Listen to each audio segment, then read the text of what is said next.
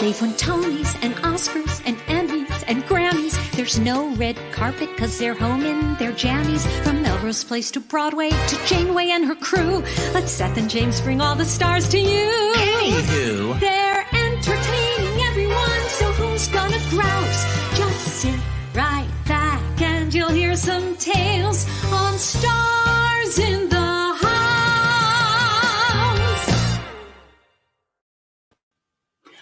Oh, hello. Hi, friends. How are you? Do not adjust your sets. I am not Seth Rudetsky and James Wesley.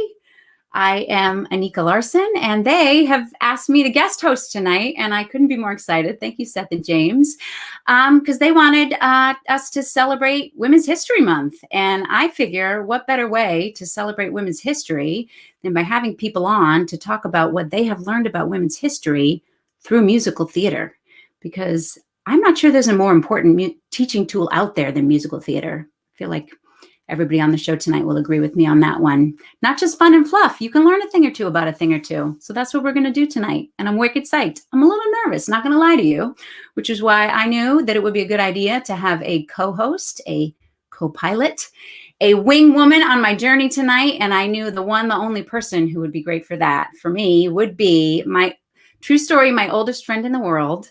We went to college together. We dreamed of a life in the theater together and being on Broadway. And yep, that's her. That's me many moons ago. She and I both managed to actually make it happen. And coming to us now from Emerson College, where she is up being fancy and grown up teaching acting up there, is my dear friend, star of stage and screen, Nicole Lewis. Hi! Yay! How fun is this? It is so fun. And it's just so funny. You were talking about, you're like many moons ago. It's so true. Wing women for life. Kind of. How many openings, how many events, Absolutely. My children call you Auntie Nick. Yeah. The best presents. They go to bed every night on the pillowcases that have their names on them with little trains that you gave them. They love them. Then we don't fight over pillowcases or pillows because they know whose is whose very clearly. Can we put that picture back up? That was us doing Kiss Me, Kate in college. But we actually met. Yes, there it is. That's our a cappella singing group in college. Shades, me all the way on the right, Nicole all the way on the left. That's where we met. Look at that. We were ever so much younger then. Yes, Nerd City. I celebrate my nerddom. I remember very specific. At one point we were talking about the New York Times, how we like and love the New York Times, and especially the game page. And you're the crosswords. I'm Sudoku. That's true. We would never fight over puzzles. A New York Times puzzle back in the day when we had the paper, the actual paper, right? Sepia tone days. Those days, exactly. Yes. Well, here's the thing. We're going to nerd out tonight, hardcore musical theater nerding out. I am really excited about it. I'm wicked psyched about it. Does that make you feel because you're up in Boston right now, that's where I'm from. Wicked. Feel good when I say it's smart up here in Boston. Exactly. Hey, do you know what I was thinking today? We both did Rent on Broadway, but we never did it at the same time. And we never had the moment where oh man, we could have sung Take Me or Leave Me together. How fun would that have been? And I have you ever done that? Oh, we've never done it. I think we were working on it for something because we'd had this moment. That's right. We've never been in it together, but we've played. You've been Maureen. Yeah. I've been Joanne. Yeah. We can do it right now. What do you think? No, I don't think that's a good idea. And I know you don't either. I know that was a fake threat. Totally. Okay. So before we get started, because we're going to have an amazing night tonight, we've got some phenomenal women coming on to talk about really interesting stuff. I'm so excited about all of the Wikipedia rabbit holes I've been falling down, just looking researching for tonight. It's going to be really, really fun. But we do want to remind everybody that this actually is a fundraiser. Seth and James have done an extraordinary job over the past year of first of all, creating this thing, making it a thing. I feel the weight of the Stars in the House franchise in our hands right now, Nicole. I feel like we have to represent. They have this just in the past year through really like mostly small donations by wonderful people, you guys out there. They have raised over $714,000 for the Actors Fund. And so with everybody watching, with your help tonight, we are hoping to match that. Just kidding. I stole that joke from Jerry Spector from Broadway Tears Collecting. We're not hoping to match that. We are hoping to raise a little money tonight. So there we go. So to make a donation, you can go to starsinthehouse.com. And then if you want to leave us a little message, you can forward your receipts to this email address, donations@starsinthehouse.com. And we will have some of the fabulous women on tonight read your messages out loud and share your donations with everybody. So please, please donate. It's going to stay underneath us the whole time. Whether you're watching this live or whether you're watching this later on YouTube, you can donate. The Actors Fund, for people who don't know what it is, it's not just for actors. It is a fund. It's an organization that's been around for a really long time. Yeah, check it out. It's for anybody who makes their living in show business. So it's actors and its crew and its stage managers, but it's also, grips on movie sets. It's box office people. It's people who work in opera, who work in ballet. It's anyone who is able to make a living. If you are down on your luck, if you need help, the Actors Fund is a place where you can go. Not only are they giving money to people who need help with their rent or their food right now, and they've been doing that for decades, but they also have like a bunch of other resources. And I had a really serendipitous phone call with a friend of mine just a couple of days ago, another actor, and she's just one of those people who's always working, consistently always working. She worked right up until the day everything was shut down. And she's always like the unsinkable Molly Brown, always positive and always happy. And I was talking to her and she was like, Anika, I don't recognize myself. I'm in this low. I'm in this funk that the usual things that get me out of it, like making music by myself or talking with my friends, they're not working. And I said, but that's all of us. I think that's all of us right now at this point in the pandemic. Is like the cumulative nature of it, the struggle of it all. It's just so hard and then when you're sort of your whole livelihood and your usual purpose in life is taken away from you, there's only so long that you can go and like sort of forge a smile. And then she said, all right, well, I want to, being her, she was like, let's turn this around. I'm going to tell you a great story. And I said, what? And she said, well, I'm about to lose my health insurance. I said, that's not a great start to a great story.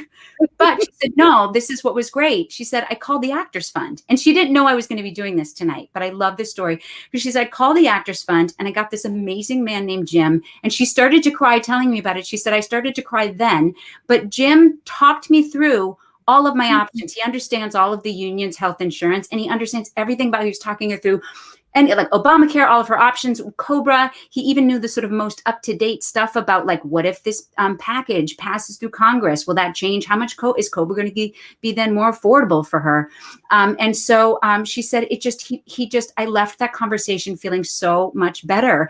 And so just for all of you guys out there tonight to know that it's not just that they're giving money, it's that they have people on staff like this who can help people with information like this. They help people find mental health resources. There's just like so much that the Actors Fund does for so many people in an industry right now that is like one of the most hardest hit, where people, it's starting to come back, TV and film, but there's not a lot of work for people out there, people who are used to, even the ones who are always used to working. So if you can, there's no amount too small, although I actually think maybe David can tell us in the private chat, I think there is actually an amount that is just like $3 or something is the amount too. So $5 has to be a minimum of $5 for it to like work on the internet. But in spirit, there is no amount that is too small. If any of you can give any little amounts, they all add up. It'll make us so happy and proud that we're here tonight helping to raise money for this really great organization. So that's enough of that. Nicole, I'm going to hand the torch over to you, the baton, I don't know, the whatever, over to you. Oh, wait, do we have... Oh no, we don't have Saycon, not yet. So let's not do that. I feel like, you know what? We should hand the like virtual makeup brush. All right. Do you have one? I feel like I have one, but you have to have one on your side too to make it. I have concealer. How about that? Should I pass it? Wait, I'll pass it to you. No, this side. Here, I got it. Do it again. All right, here. Okay. Yes. Thank I am you. going to pass it to you, but I'm seeing in the private chat that she's actually not here yet. So we're not going to go to Saycon. We're going to, oh, wait, Patricia, who's going to be on later, said Jim got me new health insurance on Christmas Eve. So I feel like I'm going to start calling Jim just to help me out with anything that I'm struggling with in my life, because he seems to be a magical miracle worker. So wonderful there. I mean, they've saved my butt. I was going to curse, but I don't think we can. If there are any, can. I don't know. If they drop the F-bomb. Sometimes. I don't know. We're too classy. I don't know. Okay. They've saved my butt. I've many a time. I've loved the Actors Fund, and you told me an awesome little thingy about shoes. Can we talk about that? Fund? Yes, I wrote it down. The Conrad Canton Shoe Fund, which is there was a man in like the 40s named Conrad Canton, and when he died, bequeathed his entire estate to the Actors Fund. Yay, Saycon's here. Saycon, as soon as I finish the story. Saycon will tell us if she ever used the shoe fund. And so he left all his money to the Actors Fund, and it is there in a trust. And any actor you have to be in good standing in one of the unions.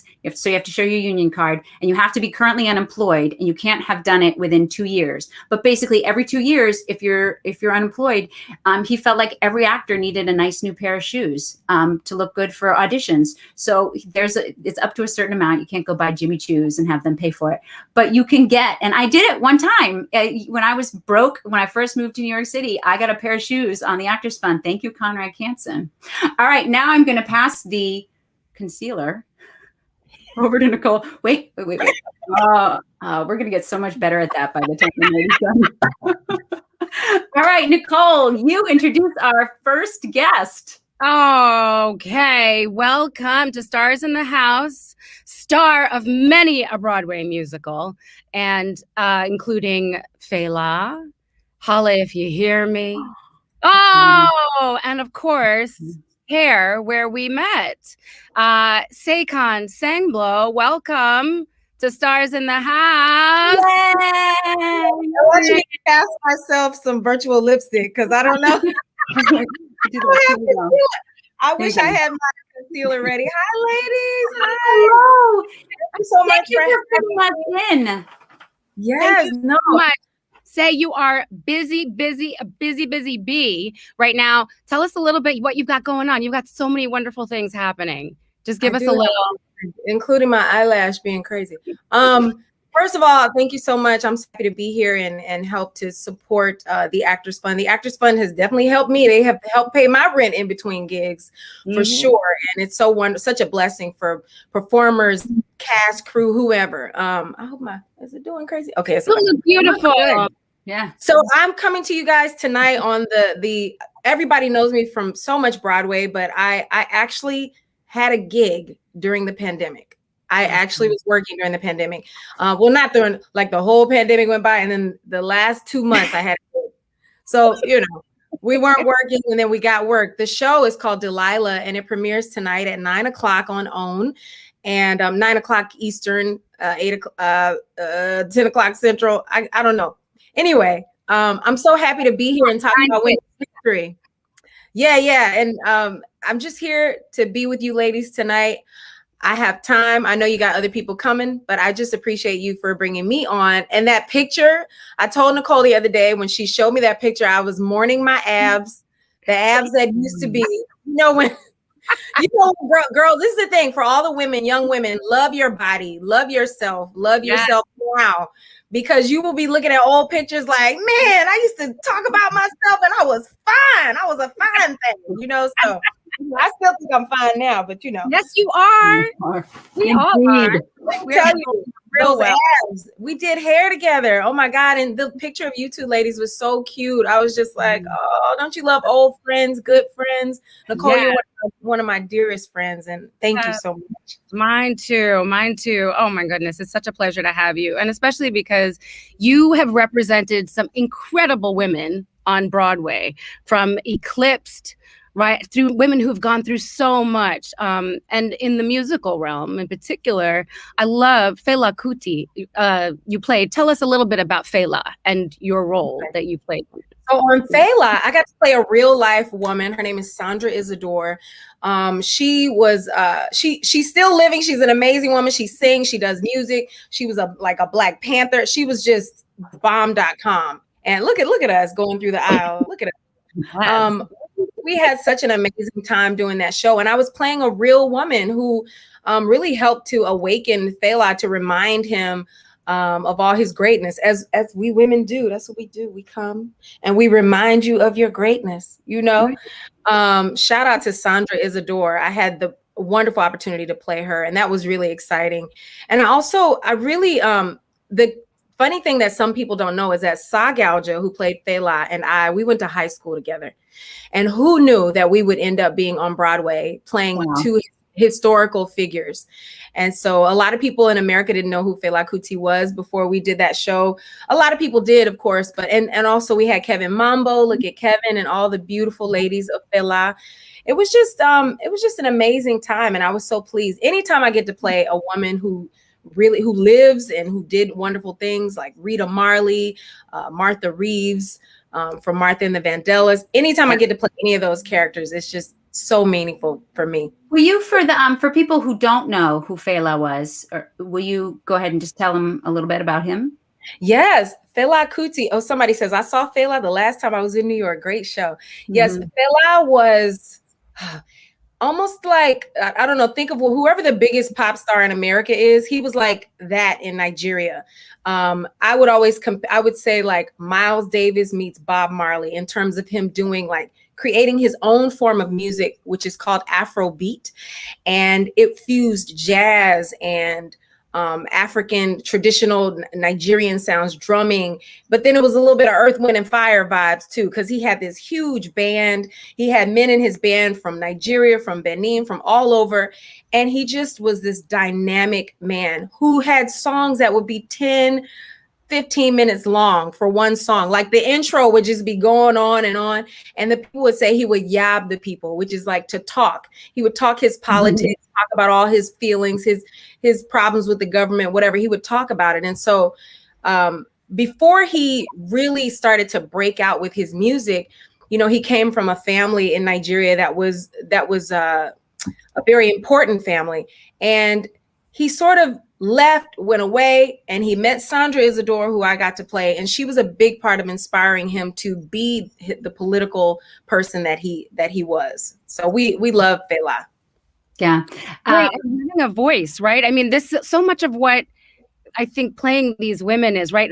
Sometimes the main character is a man. Often it is, and it's the women whose voices, they are incredibly important. They are fundamental to having that ability to speak and speak their truth, right? And in the musical theater, I feel like we get to celebrate the female voice as well. And the fact that Sandra was such a prominent character in this musical called Fela, right? Yeah, I mean, right, is such an important thing, and you were incredible at it. Thank you. And I have to shout out Fela's mother, who was played by Lillias White. And Lillias just turned it out every night. Lillias did the show for a good chunk of time. We had Patti LaBelle doing the show for a good chunk of time.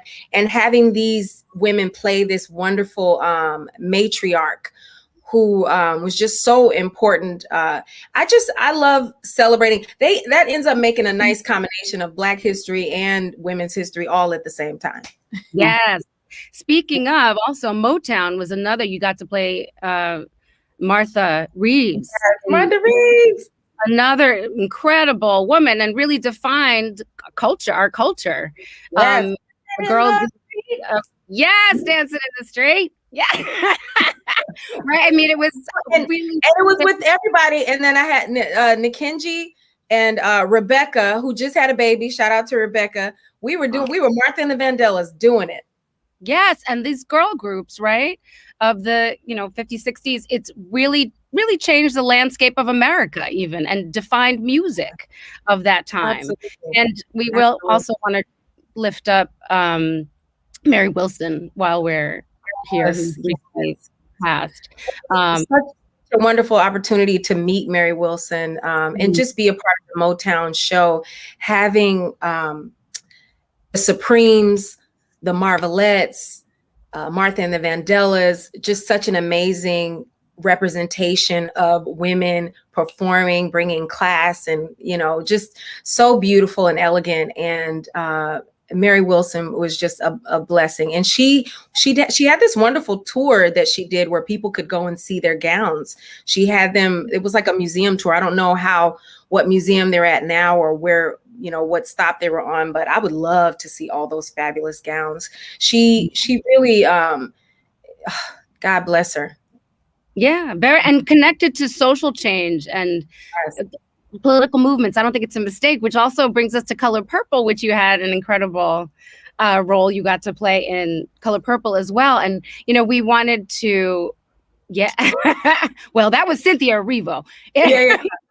Well, you know, my Color Purple pictures will be from the original production before Cynthia did it. LaChance did it, and I was Nettie in the original production with LaChance. And then once it went to Broadway, I was actually in Wicked at that time.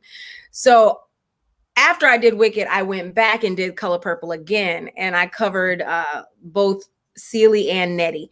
But it was just a wonderful opportunity to perform the works of who's our original writer of the book, The Color Purple, Alice Walker. Yeah, to be a part of her history. I think about so many amazing pieces, works that I've had some type of connection to, be it Motown, the Marley family, the Alice Walker and The Color Purple, you know.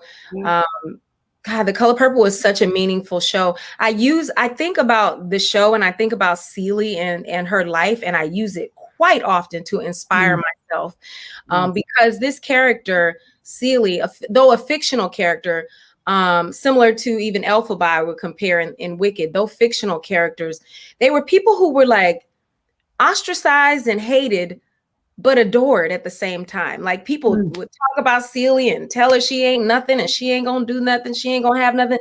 Meanwhile, as soon as she cooked her food, they were just, oh, her food tastes so good. As soon as she helped their children, oh, she cleaned the children up. As soon as she made some pants, oh, the pants were so fabulous. So it was like, so how is she that whack if she's that fly? I got to use my hip hop lingo. Yes. She's the bomb. Like, and it doesn't matter what you say about how she looks or what you think about her. Celie is out here changing lives. And so it's that's why that story is so meaningful to so many people. I'll probably be watching The Color Purple this weekend with a friend. I'm looking forward to it. The original movie, actually. Yeah. Yes. I want to take this opportunity. I want to bring on our resident expert on costumes, costume designer and associate professor of design at SUNY New Paltz, Andrea Varga, because I want to talk to her about, I love the metaphor in Color Purple of that is manifest through the clothing, that when she starts to make these pants, she gains economic freedom and autonomy. And we all know pants mean freedom for women. Dresses are limiting. And the minute women were allowed, and Andrea, I'm sure, would know better than I, really when that happened, what decades that really started to happen. So Andrea, what do you share your thoughts about the costumes for The Color Purple? Well, I mean, that's just, you know, it's one of my favorite things that costume designers do, is use color to help tell the story. And I mean, it's in the title there, right? And the designs for that show just such an amazing emotional trajectory for the characters through the colors. And then you have this amazing moment of the pants representing power, and you know, that kind of being able to stand up for oneself and not care about what the world thinks. And I'm curious, because I would love this about working with actors too, how you use the clothes to really help you create those moments and help create that emotional texture for you. So how did that feel as you were creating that character when you got to change and wear the pants? And how did that? Yay, the picture! How did that help you in the moment embody the spirit of that part of the story? Well, I'd say for me, the times that I got a chance to perform the role of Celie, wearing the pants, and it's so funny as we're talking about it, I'm like, man, it's just taking me back to so many memories. First of all, Broadway costumes, the quality is always so good. You put those good, and they're always designed just for you. They're measured for you. They're perfect. They fit you so well. And, that was one of those shows where all my costumes fit so well. They were so nice. And those costumes were they were like silky, but thick and, just wonderful. And they do bring you into the character and give you that sense of confidence. I love dresses like anybody else, but it's nothing like having on a good pair of Miss Celie's pants to get the job done. Right. There is something really extraordinary. For most of us, we don't get bespoke clothes, right? We buy them off the rack our whole lives. And then suddenly you get to be in a Broadway show, and the people who are best at making clothes in the world are making them for you to make you look the best you possibly can. It's Absolutely. thrilling. Yeah. I remember being in Wicked and having the second act dress. I was like, it's like a big black wedding dress. I was like, wow, this dress, it was so amazing. The dress weighs like 20 pounds and it's just, there's like steel boning in it, like nothing like beautiful clothing to like really help you bring the character forward, for sure. Absolutely. And hair, we were so lucky. Oh, we have to say goodbye. But real quick, it's like, I just wanted to like come back to hair a little bit, just because we had some say. Yeah. Oh, I can't, my neck. I'm like, my weave. Oh my goodness. The wigs, everything, the costumes. We worked with Michael McDonald and created it. Yay, Michael. We helped to create our costumes as well. Yeah. Right. So what's funny about that was the first one had they were vintage and they were so old. You remember they started to like kind of fall apart because they were vintage. They were Michael was on it, right? I mean, we had so much to play with and choose from, and ultimately he crafted the entire production. But we had so much variety, and you talk about color and self-expression that was completely reflective of the time and the movement and what that show represents. So yeah, we'll come back to hair later, but talk about a culture changing style, right? Like when that show was written, that was just the beginning of that look. I mean, that wasn't even really widespread yet. It was so subcultural. And I think, subsequent generations maybe think the image of hippies really comes from that costume design, from hair, as much as it comes from, actual culture. It's one of those things, which comes first and who was mimicking what. So we'll talk more about that with Annie later, but that's really fascinating piece of history. Cause I take the hippie look for granted, for sure. It's so iconic. I hope that you all will get a chance to check out my show, Delilah. I don't want to stay too long and wear out my welcome. I know other women are coming. Were you going to say? I want you to also tell everybody who you're going to be playing on the reboot of the Wonder Years. Oh. Yes. Oh gosh. I'm still like, So I will, there's a new reboot of the Wonder Years. There's a pilot we're shooting for ABC, and I'm really excited to be playing the mom on the Wonder Years. The character called Lillian. And so I really, you guys send some good mojo for that. That it will be a wonderful and amazing production. I'm really excited about that, for sure. Yeah. So excited for you. I'm still like getting adjusted to the fact that is happening. I saw the press release. I was like, oh my God, this is really happening. So I'll be doing that. Yes. And it's so all the best, really, for that. And it's so exciting because you in particular, I love having you here because you do makeup and clothes and costume. It's so much of your self-expression. It comes through, and it's so much a part of who you are, and you're a powerful force in this world. And I'm so happy to have you as my friend, and I'm so excited that you get to take that to the television world even more than you already are. But yeah, I love you. Yeah. Love What are you trying to? You gonna hit my heart, pull my I heartstrings? know, make mine too. No, I appreciate that very much. I appreciate that very much. Very much. I've actively been trying to cultivate my own sense of a personal style, and find a way to do that comfortably without stressing myself out about it. Because I know, don't you all feel, or maybe you might maybe you have felt at some point, the way that women are presented in the media, where it makes us always so concerned about our looks, our hair, our weight, our this, our that.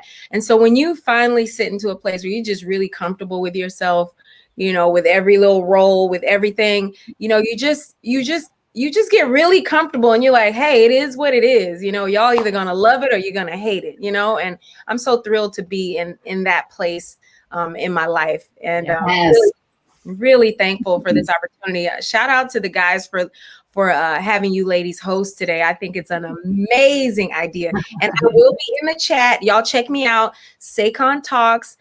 That's me in the chat. I have a podcast and I go live on YouTube from time to time. So make sure that you go over and follow me, subscribe, and hit the update button. Yeah, you see, I was in there putting flowers in the chat. That's me. Yeah, that was me.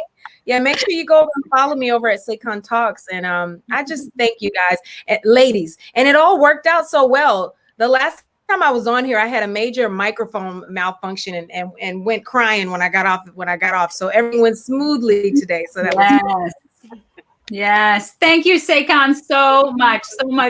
Thank you. Congratulations. Good luck to you. We'll see you soon.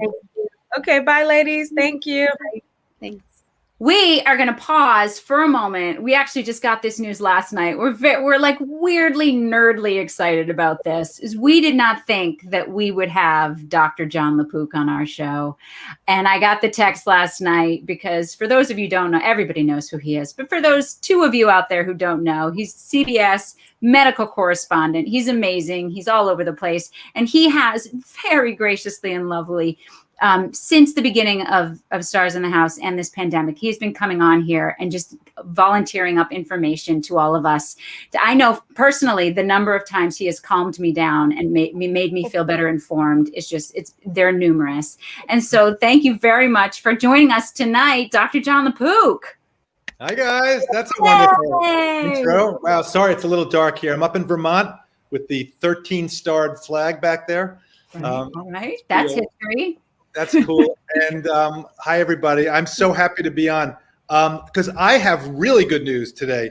Have you seen that yesterday the CDC came out with their advice on what you can do? We've been being told what you can't do for the last year, right? Now, what can you do now that you're vaccinated?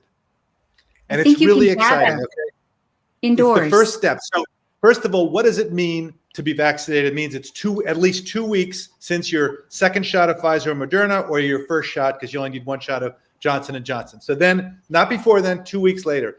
Then, I'm reading right from the website, you can gather indoors with fully vaccinated people without wearing a mask. Now, I spoke to a guy from the CDC yesterday. I go like, how many people? He said, well, small gatherings, not a bit. What's the definition of small? Well, probably 2 families.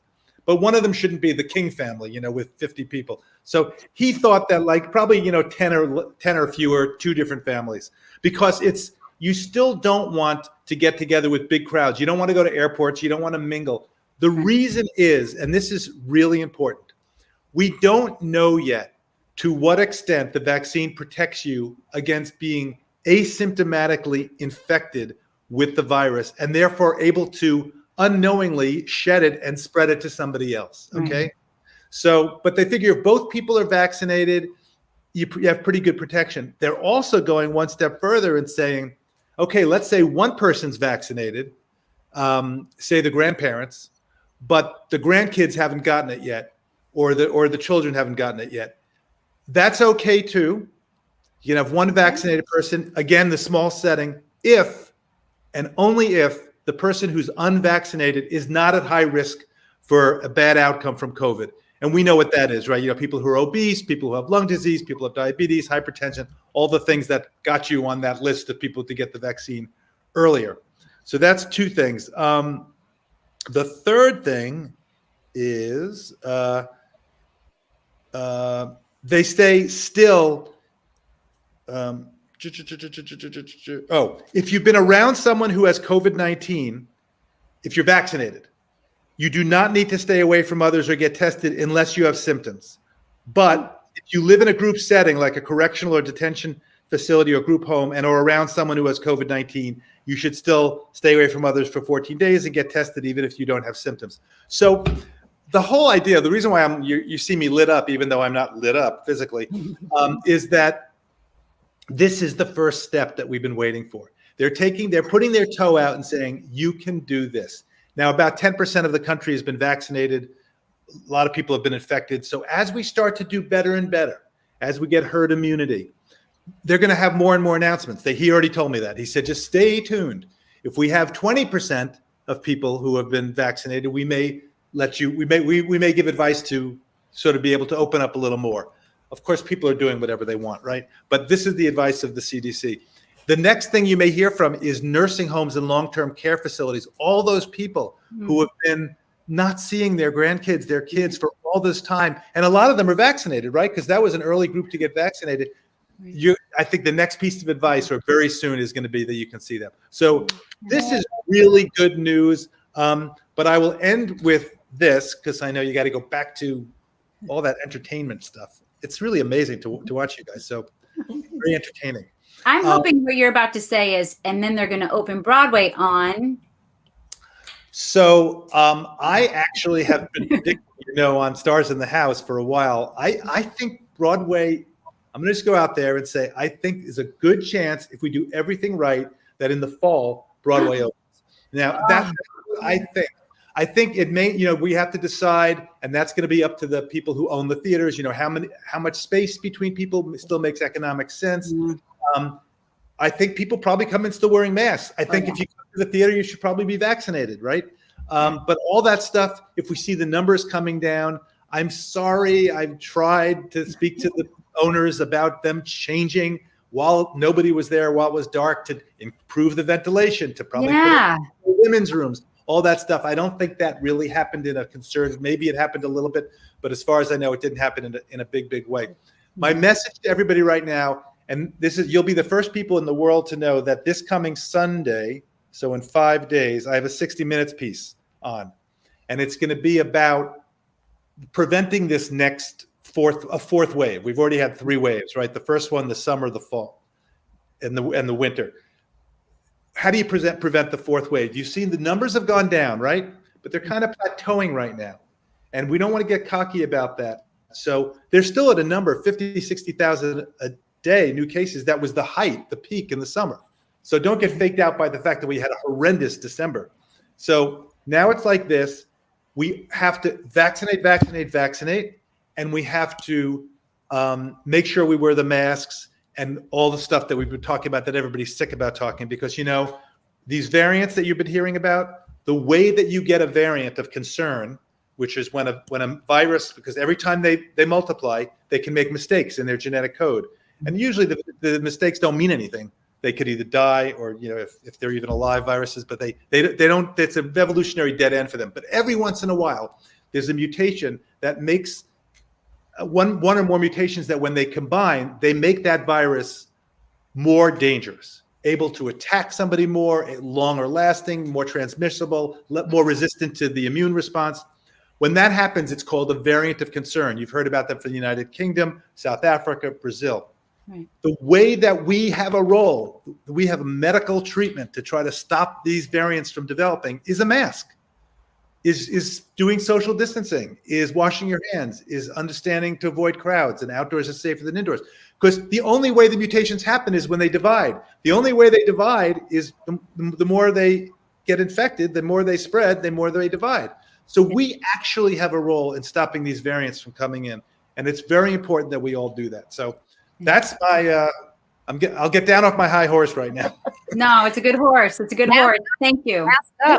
Can I ask a quick question regarding kids? Because we keep hearing about, in the last 24 hours, we've been hearing about the new guidance.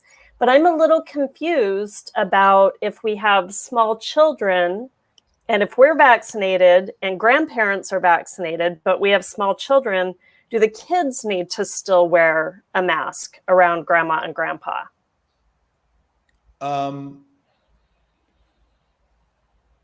No. If it's so we're not worried.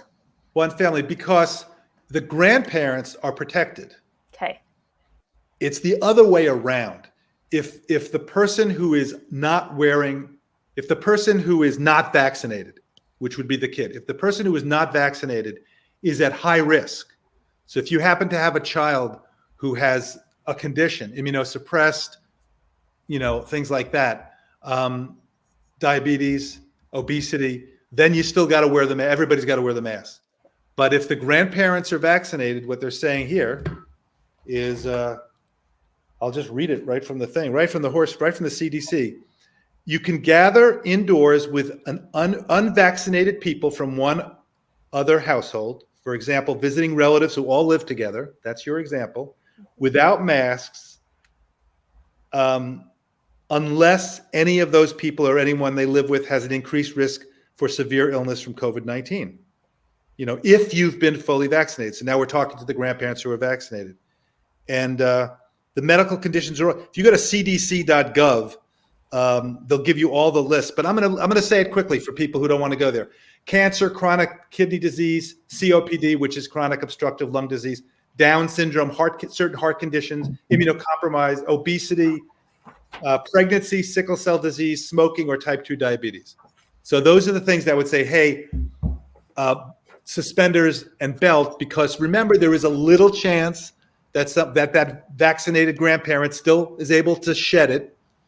But what they're saying is, look, the downside, the risks of people not getting back together, social isolation, increased anxiety and depression, and all the problems that we know that happens, dementia from older people, especially not having connection and not having, the ability to even eye contact can send your oxytocin, the feel-good hormone up, as you actors know. So, it's a risk benefit. Is it 100% safe? No. There is the theoretical possibility that the vaccinated grandparent is carrying and shedding a little virus, and then you infect the person. Now you have to say, what's the risk to that person? The person is low risk, then risk benefit says, go ahead and go en masse. But and then the more people know, the reason why I'm going down the rabbit hole on this is, it's everybody's individual. It's informed decision making. You now know the logic behind it. You know that the risk is not zero. And for you and your family, what's the risk? What's the risk benefit? And I'm always happy to talk to my patients about that and just, go back and forth. And what we're saying now, sort of picking up on what Andrea was asking, is what you're saying is if your kids come home with a variant, the vaccinated folks are protected against the variant well enough that they won't. Yeah. All right. So that's a huge, great, very smart question.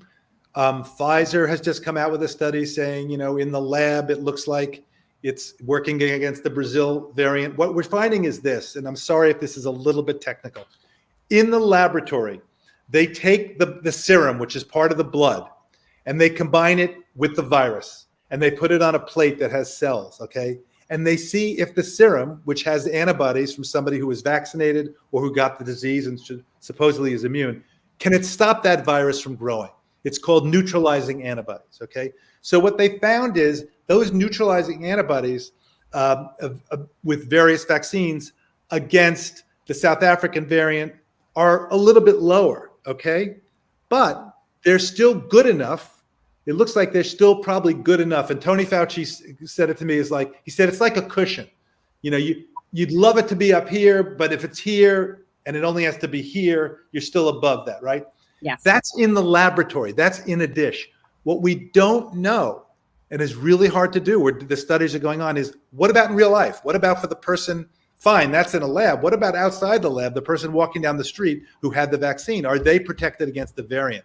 We think that the vaccines protect against the UK variant that's spreading so widely in the United States right now. We think that. Mm-hmm. It looks like they think they're protecting well enough against the South African and Brazilian variant, although asterisks need more work. You may have heard there's a New York variant now, because what would we be without our own variant? Our variant is similar to the South African variant. It has the same like type of mutation in there. So these are all questions. So nobody can really definitively give you the answer to that very smart question, which is how well do our vaccines protect against these variants of concern? Which is why, folks, you have the power to stop the next variant of concern from developing by wearing the mask, stopping spread. It's not like the virus is not mutating more quickly than they thought. It's just that there are so many trillions of these viruses in hundreds of millions of people that just statistically it's divided more. It has more of a chance to mutate. Most of the mutations don't mean anything. Occasionally, one or more team up to form a variant of concern. Okay. Thank you so much, Dr. Thank you. So helpful. I'm sticking to it. until there's no pride in medicine or public health. I'm sticking to it until tomorrow when we find out some new piece of information and I say, oh, now it's this. And I think that's really important. You don't double down. You just say, okay, I'm just trying to interpret the data, tell it to you guys. And then if there's something new, it's nothing personal. Here's what we're saying now. Amen. Yes. Yeah, being able to admit when you were wrong makes you more trustworthy, not less. So Also, this is what we know now, right? So it's like this is what we know. Like in the theater, like acting in the moment. What is it now? Yesterday. Yesterday. What's now? Medicine is improv. I mean, and you know, if you've been a doctor for 5 years and have any hubris left, you're in the wrong profession. We are very comfortable with uncertainty, and because we are always coming up against it. Truly. Yeah. We have something coming. Thank you. Thank you so much for coming on tonight, Dr. John LaPook. Good night. Thank you so much. So what I heard is he promised us that September 1st, all Broadway shows would be open and running. I feel like that's what I heard. Is that what you guys heard? That's what I heard. I'm going to be in the moment and tell you. Pump the brakes a little bit. Fair enough. Hopeful, and I did hear that. I hear I'm looking forward to that. I think everybody can take a note. Hi, producers, everybody out there. Yeah, get those filters in those Broadway theaters. Get the filters. Are there some marquees going up? I think there are some, right? I'll jump on that. Okay. I saw that on the news the other day. Oh, did you really? Yeah. They were covering it. I mean, there's nothing else going on, right? So somebody was putting up a marquee. So while Andrea, here's the thing. We have not actually adequately explained how we know you, how all three of us know each other. We were involved in the same theater company, Jaredoa Theater, that used theater to serve the community. April Nicole, our dear friend, was the founder of it. And the very first show that we did was Serenade. There's Joshua Henry and me, and Andrea did the costumes for it, obviously. It was written by Rachel Schenken and Niels Olaf Dolven. Do we have any more of those pictures? Nicole was in it too. It's the only time Nicole and I have performed together in New York. What a cute outfit I had. Oh, I love that. You're smoking hot right there, Nicole. Yes. I love that picture. And then and so all the way to the left, it was impossible to find a picture with Andrea in it because she's never in front of the camera. She's always behind the camera taking. But Andrea is all the way to the left. This was back, I think it was 2007. Yes. So we all did Serenade together. And then Andrea, I want to show just a few more of your costume designs from the Mint Theater, from shows you've done there. And then I would love for you to talk to us about why you love working at the Mint. What show is that? That is a show that the Mint did, I think 3 years ago, and it's called Suitcase Under the Bed. And it's a collection of 4, just speaking of women's history, 4 one-act plays by an amazing Irish playwright, Teresa Deevy, who wrote for the Abbey Theatre. And back to that other one, Cynthia Mace, is in this picture, and she's one of the most amazing women actors that I've ever worked with. Talk about somebody who just inhabits their costume, just turns it into a second skin. Yeah. Such a delight to work with. So just a shout out to Cynthia, an amazing person. And then the other one that popped up is a play written by the journalist Martha Gellhorn, who famously was married to Hemingway, but she was an incredible person in her own right. I feel like Hemingway was sort of her side note, but she wrote this amazing play with Virginia Cowles called Love Goes to Press. And it's these, this romance that happens on the Italian front in World War II. And it really chronicles the sort of these dramatic lives of the journalists who covered the war, and all these women journalists. It was their way to contribute to the war effort. And yeah, I've worked with the Mint Theater off Broadway for a long time, and Jonathan Bank is their artistic director. And again, just talking about women's history, this is an off-Broadway company that is dedicated to bringing back plays and playwrights that were underproduced, when they were around, or they were big hits and then, they just fell away for whatever reason. And they're really dedicated particularly to bringing back women playwrights and also plays that feature women protagonists. A couple of years ago, I did a Lillian Hellman play called Days to Come. And it just reminded me, why is Lillian Hellman not produced more frequently, right? All of her male contemporaries, they're like our canon, college theaters, regional theaters. They're being revived all the time. And where's Lillian Hellman? She was, a difficult woman, right? But she was remarkable. So the Mint does a great job of featuring women. And just a quick shout out about the Mint is talking about supporting women now in the industry, and working, actors and also all of the design staff and production folks and everybody. The Mint is streaming recordings of previous productions for free this spring. So they have a streaming series, and they're paying all of the actors, the stage managers, the design teams for their work from back in the day to do the streaming series this spring. And it's free for viewers. Oh, that's fantastic. So, yeah. Oh, good for them. The three of us, when we were talking about this, when we were sort of prepping for doing tonight, I raised because this is sort of speaking to representation of women on Broadway, more particularly. We're going to focus on that tonight. But I was saying how I have two little boys, they're 5 and 3. And I would say the first 10 feature-length movies they watched had female protagonists. And I realized, they're all musicals. And I wrote them down because I wanted to make sure. Sound of Music was the first, because I'm obsessed, best movie ever. And then Wizard of Oz, Annie, Mary Poppins, Frozen, Frozen 2, The Little Mermaid, Beauty and the Beast, Moana. And so I said, is it me or is it just musicals do a better job of having women protagonists? And Nicole got all skeptical. She was like, let's look at that a little more closely. Maybe anecdotally that feels right. I'm not sure about statistically, because we talked about there is something about in musical theater, women are the ones who are the sort of biggest, brightest stars, starting with Ethel Merman back in the day, and Mary Martin, and then Chita Rivera, and Bernadette Peters, and Audra McDonald, and Kelly O'Hara. It's women who are the big stars in a way that it feels like they sort of outshine the men. And I'm not sure why. I'm not sure if it's sort of Seth Rudetsky's, obsession with belters, what it is. Well, there's a real reverence for the women's voice, I think, just across the board. I think there's something that very deeply resonates, no matter who you are, with that, particularly a woman's voice. Yeah. There's something about that that's prominent. So yes, go ahead.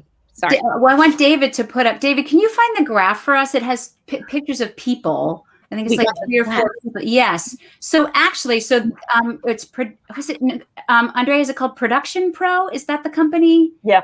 That did they did this wonderful study of the 2018 into 2019 season of Broadway, and so this tells us there were 365 titled characters this year. And actually, I was entirely wrong. Although we have to acknowledge this is musicals and plays, right? But still, there always tend to be more musicals in a season than plays. But so 61% of the titled characters were male, 32% female. only 0.27% non-binary, 7.1% unspecified gender. So they're actually, the problem still does remain. It does, women are underrepresented, and not just women, clearly non-binary and non-gender conforming people are wholly underrepresented, which leads to the idea of, but then who's writing their stories? Who's getting produced as writers? And so there's the graph. Can you put up the pie chart graph, David? Yeah, so there it is right there. Directors are they're men. Choreographers, there are a few more female choreographers, and then the writers are mostly men. And so until you have women in charge of telling the stories, probably women aren't going to be represented as well. Any thoughts, ladies?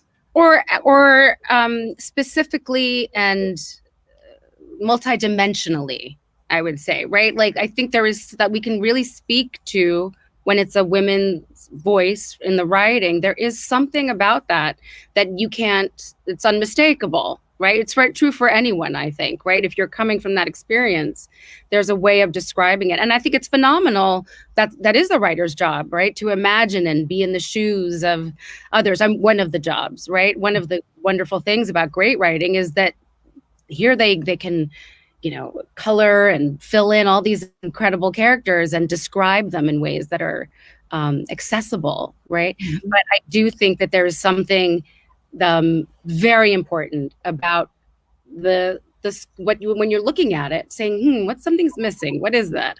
Or what, right? There's something very particular that I think is about having a woman writer coming from that experience. That's undeniable. Andrea, will you read the quote? There's an unbelievable quote that Andrea shared with me earlier today. Yeah, this is, we were talking about representation, and then I started thinking about, when it's not just about representation here and there. I think this is part of the problem is we'll see somebody, an amazing character, right? An amazing actor playing an amazing character, and we think, wow, women are out there doing all of this work. Or we see a play or a musical written or directed by a woman, and we're like, yeah, women are doing this. Then we see the LGBTQ plus community as well. It feels like you were saying, like fun homes. So suddenly it's like, yes, gay people are represented on Broadway, hooray! And then you remember, but the reason it's a big deal is because the overwhelming numbers of the shows are cisgenders. So right. Sorry, carry on. So it's represented, but it's not equal. There's no equity. And I think that's what we're seeing in the graphs, right? So we can't just be satisfied with a little representation here or there.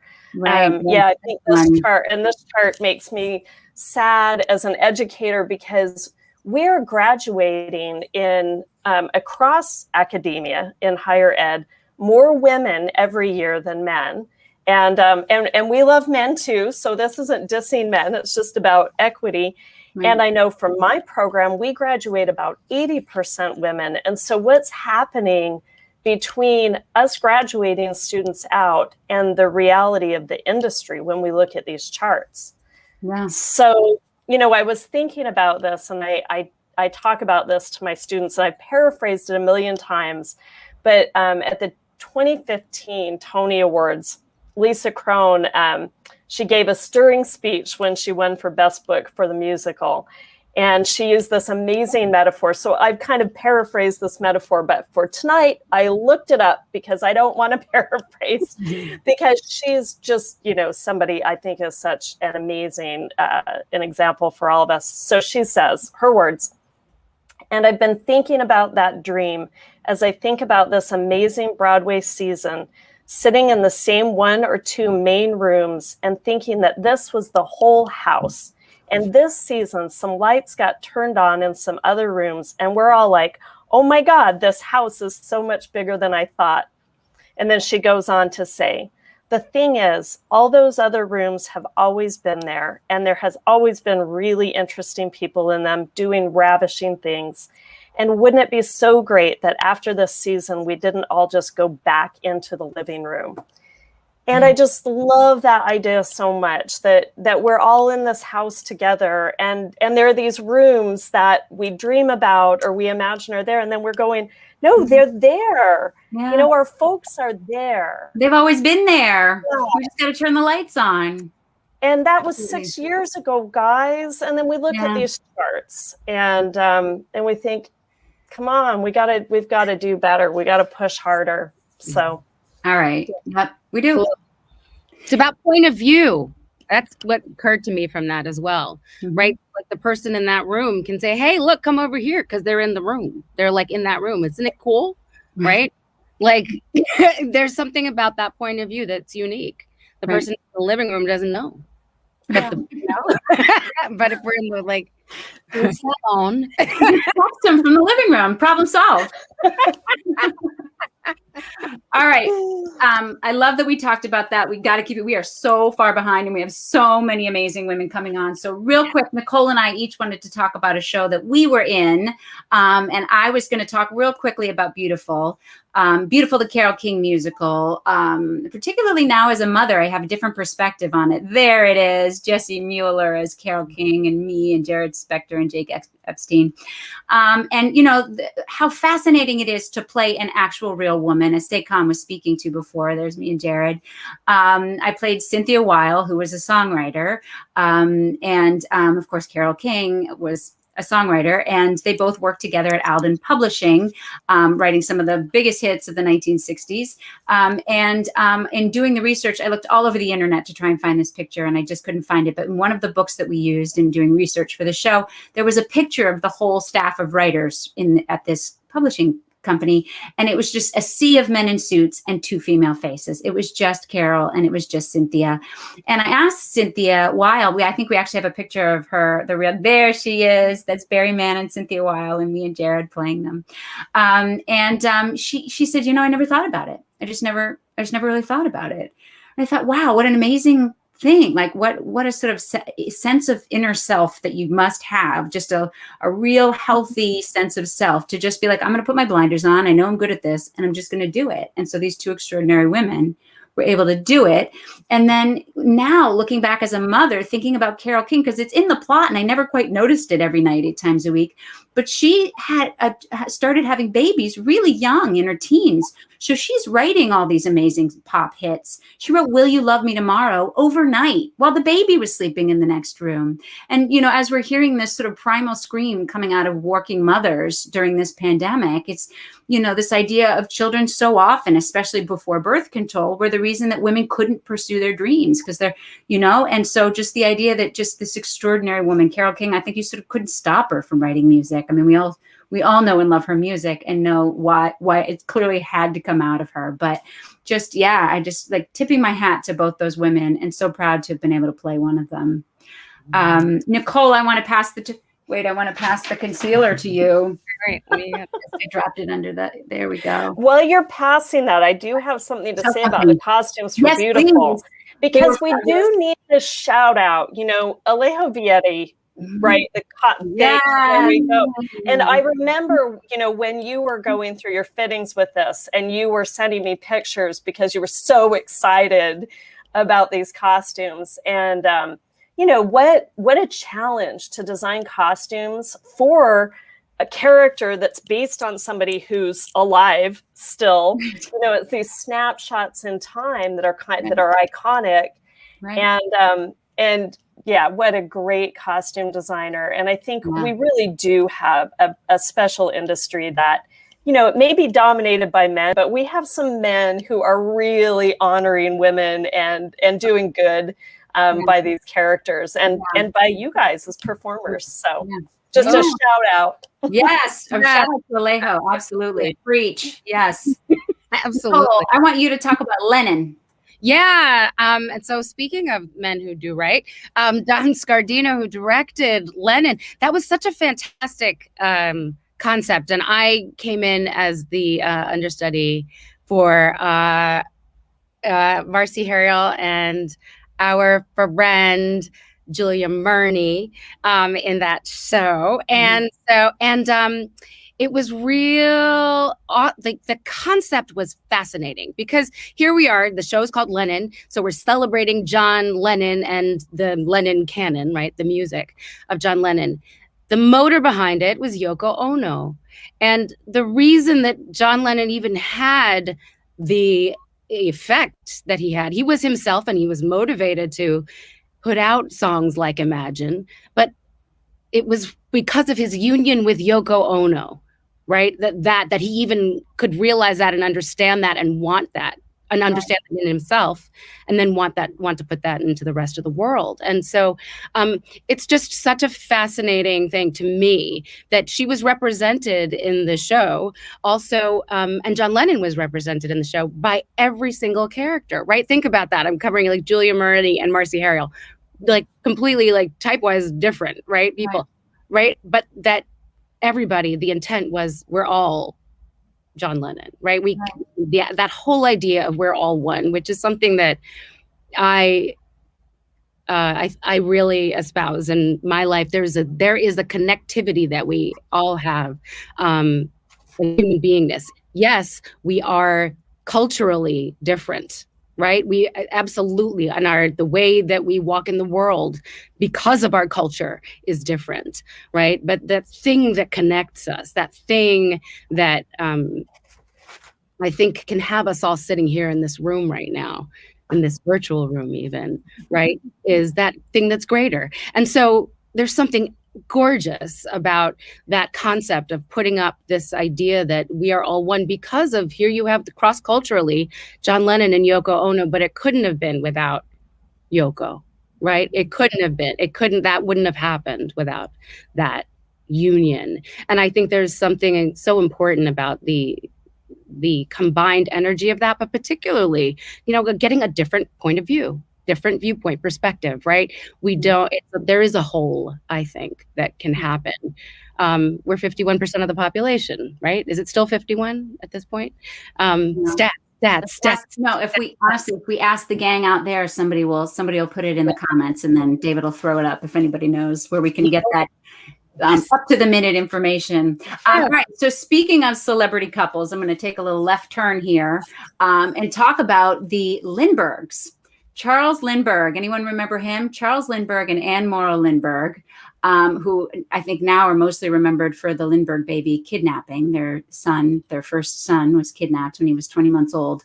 And I did a musical version of that called Baby Case in the New York Musical Theater Festival several years ago, and ended up doing it. There were 3 other women in the cast, Hannah Elless, Patricia Noonan, and Melissa Vanderscape, who couldn't come tonight, but we have Patricia and Hannah here. So come on out, ladies. Hello. Thank you for being here. So let's talk for a second about the craziness that was, talk about like women's history. This is just one of those things. This is like more fascinating than necessarily like heartening and inspiring, because it's just a crazy story. But like the amount that I learned about Anne Morrow Lindbergh became a writer. And so she kept her diaries really faithfully and her letters. So you can read, it's published and it's out there, her diaries for her whole life, but even through the time when her child was kidnapped and then ultimately found dead. And then the trial and everything, which was the biggest trial there's the trial of the century. It was in the early 30s. That was it.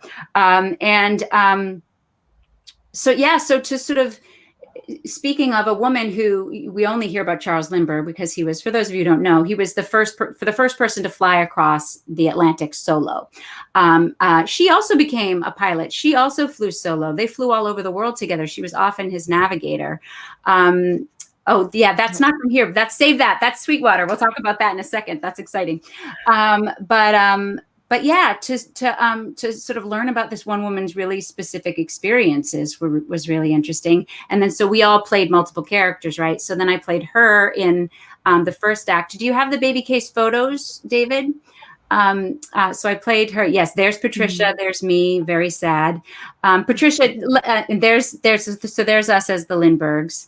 And then there's another picture of me. There's Hannah. And I want you guys to talk about your characters, but that's the second character I played. Anna Houtzman in Act 2, I played the wife Bruno Hauptmann, who was the man who was eventually executed. They decided he did it.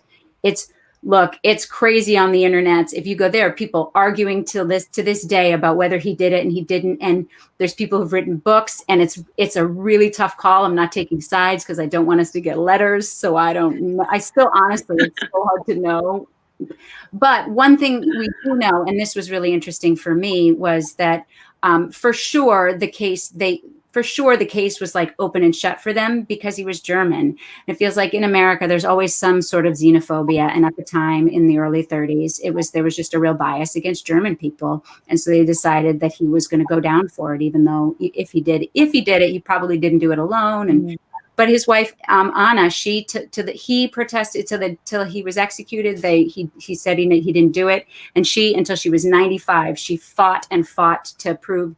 So she sued the state of New Jersey when she was like 82 for wrongful death damages, because she just was so certain he hadn't done it. And talk about a woman standing by her man. Will you guys please tell me who you played in the show and a little bit about those characters? Yes, I played Adela Rogers St. John, and where you guys are talking about historical women, and it's amazing, right? It's amazing to play women who were alive. You're like trying to do them justice. They called this woman the world's greatest girl reporter. Okay? During the 1920s and 30s, and truly, she built an entire career on journalism. But not only that, she wrote novels. She was a screenwriter for silent movies. And so she reported on the trial of the century, which is what this was called. And it was a really huge deal. She ended up going to Washington, D.C. and reporting politically for a long time. So she was a real badass. Yeah. She got a little solo in the show. How about you, Patricia? So I played Betty Gow, who was the nurse for little Charlie. She was a Scottish immigrant, and she's kind of a little different than some of the other women we've been talking about tonight. I think she's kind of more someone that maybe fell a little through the cracks of history. And since she wasn't part of the celebrity couple, but she was the person that really raised this baby in a lot of ways. And she wasn't actually supposed to be working that night. She'd been given the night off because Anne wanted to spend the night with Charlie, but Charlie had a cold. So she was called back to the house, and she was the last person to be with him. And she put medicine on his chest and put him down to sleep. And she was the one that went in and found that he was gone. And I feel like the writer, Michael Ogborn, wrote this incredible song for her because no one's listening to her on stage. All these scenes are happening around her, and people are taking interviews and taking statements, and of course talking to Charles. And she's the one that's singing this song that is like written as this keen, and she keeps repeating the words no and these litanies of questions.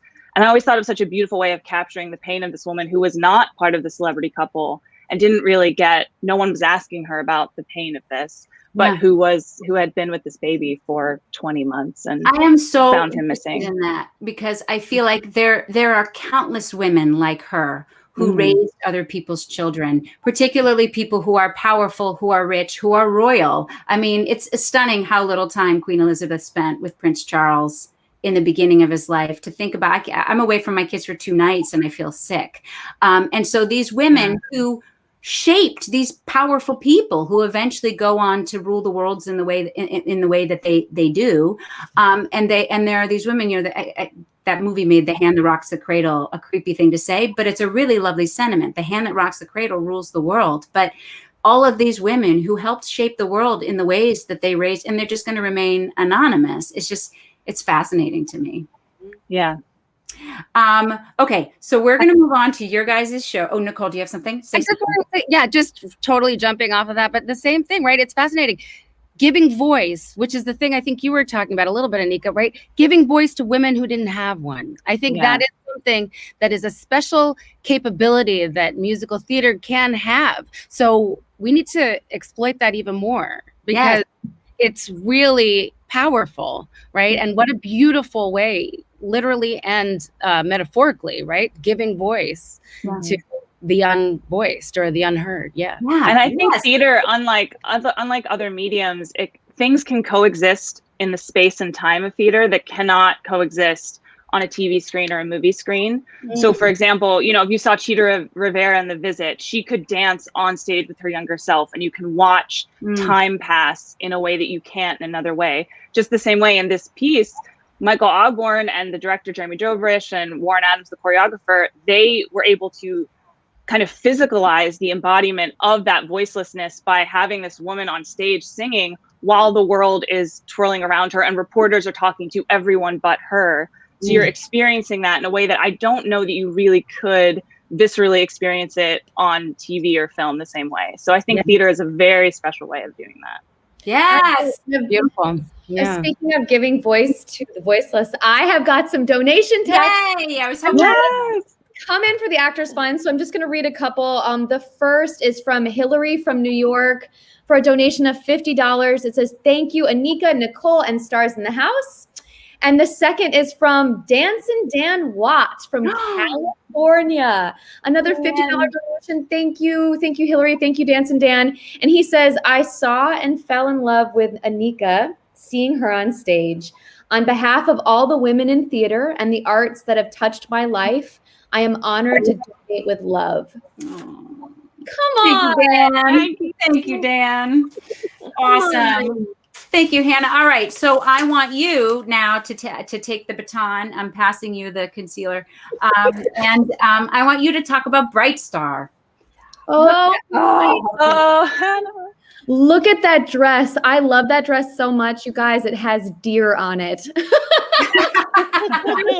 This girl is Margot Crawford. She is from a small town in North Carolina called Hayes Creek. And they had that dress was amazing. It was vintage. And then that's my Broadway dress. So it changed, you know, of course, as things do, right? When we were out of town, we actually got to wear vintage pieces. So that's a vintage dress with vintage material. And we got to wear that because it's only a 4-week run. So you're not that hard on your costumes for 4 weeks. Of course, then you go to Broadway and it's 8 shows a week for months and months, and all of a sudden they have to take this, you know, vintage fabric, as Andrea, I'm sure, knows, right? And they have to make it something much more durable for you to wear. But I'm telling you, that deer dress was everything. And the fact that it was a little big on her because she would have been wearing a hand-me-down.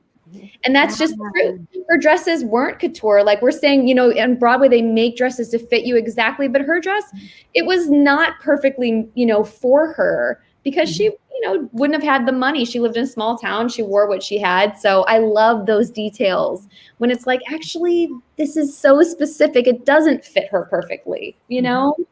So I'm going to pop in and just say Jane Greenwood, the costume designer. She designed Lennon, P.S. Just. Yeah, Jane Greenwood, you know, one of the great women costume designers of the 20th into the 21st century.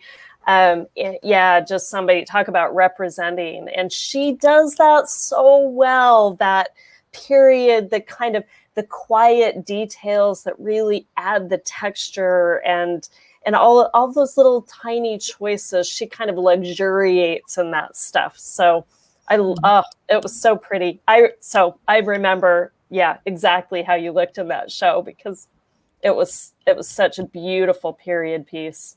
Yeah. And so it was. Oh, go ahead. No, go ahead, Nika. Well, so it was set in the 40s, right? For your time period. For 1945 was my time period. So if you're talking Baby Case was 1935, Bright Star was 1945. We got a whole decade later, you guys. But the costumes, am I right? Those costumes are amazing. They're amazing to wear. Of course, you've got girdles and stuff. We call it the girdle hurdle, you know, trying to get your girdle on after you did your first show. Everyone had to eat some food. And then you're trying to fit into your costume for your second show. That's real. Come on, that is real. Yes. So real. Andrea, why do we do this to ourselves? Why girdles? Please explain why girdles. And corsets. Right? Why? No, it's like it's all from the Victorian period, just keeping women, you know, trussed up. And that's what the hair generation did for us, was jettisoned all that, you know, all that undergirdling. Aren't we thankful? Hooks and bars and clips and bones. So let us free.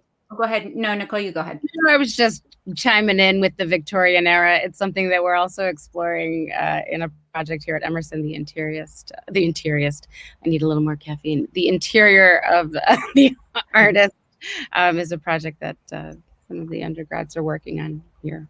So it's exciting. It is really exciting, and that's is a huge part of the whole process. But the development and how it makes you feel and behave, and it's not a mistake that and Saycon was talking about steel. What do you call it? Ribbing, steel ribbing, right? Like, it's not a mistake that all of that has to be so specific, because it completely affects the whole time and the feelings and how one expresses themselves, for sure. Right? The posture, the gestures, how you sit in a chair, how you move your feet, right? It's all informed by all that. Yeah. So also in the 40s, Patricia Noonan, I'm very excited because you're the one person who's speaking tonight as a writer. So thank you for coming in and talking to us. Tell us about the musical that you are writing, Sweetwater. And then we do have some pictures of the women that you're going to be talking about in real life. Awesome. So Sweetwater is a musical I'm working on with composers Sean Mahoney and Liz Filios. And it is about the WASP, who were the women Air Force service pilots. They were the first women to fly. Yes, there's like the most iconic picture of them in front of a B-17, the pistol packing mamas. They were the first women to fly military planes for the U.S. in World War II. So this is right after Charles Lindbergh. So, I think you have to remember at this point, the head of the Army Air Forces, Hap Arnold, in the 40s, trained with the Wright brothers, with the people that invented flight. So flight is very new. The planes are all very new. We're making planes faster than we can write manuals on how to fly them. And over 1,000 women went to Sweetwater, Texas, which is where the name comes from, to train to do all the service flying stateside. So they towed targets for men to practice their shooting. They tested new planes. They would fly planes that needed to be fixed across the country. They'd ferry planes that were going to Europe.